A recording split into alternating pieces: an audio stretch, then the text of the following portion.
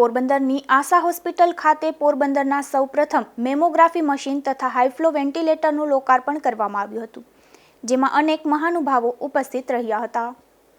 પોરબંદરની Ashwin ભરાણીયા charity foundation સંચાલિત આશા હોસ્પિટલમાં પોરબંદરનું સૌપ્રથમ મેમોગ્રાફી મશીન તથા હાઈફ્લો વેન્ટિલેટરનું લોકાર્પણ કરવામાં આવ્યું હતું. પોરબંદર તથા આજુબાજુના વિસ્તારમાં છેલ્લા ઘણા વર્ષોથી માતા બહેનો અને દીકરીઓમાં કેન્સરની બીમારી વધી રહી છે, જેમાં બ્રેસ્ટ કેન્સરને લગતા રોગો વધુ પ્રમાણમાં જોવા મળતા અને આ બ્રેસ્ટ કેન્સરના દર્દીઓ માટે મેમોગ્રાફી કરવાથી ખબર પડી જાય છે કે દર્દીને ગાંઠ છે તે કેન્સરની છે કે નથી. તો આ સુવિધા ના હોવાથી દર્દીને ફરજિયાતપણે જામનગર, રાજકોટ કે જૂનાગઢ જવું પડતું હતું. ત્યારે આશા હોસ્પિટલના ટ્રસ્ટી મંડળ દ્વારા નક્કી કરવામાં આવ્યું હતું કે આ સુવિધા અહીં જ મળે અને તે માટે આ મેમોગ્રાફી મશીન ડોનર દ્વારા આશા હોસ્પિટલને અર્પણ કરવામાં આવ્યું હતું.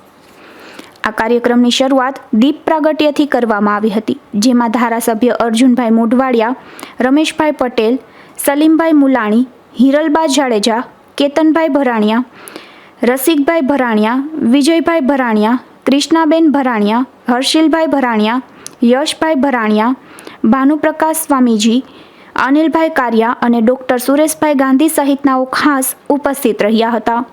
નિપુલ પોપટ સાથે અશોક થાનકી, ગુજરાત ન્યૂઝ, પોરબંદર.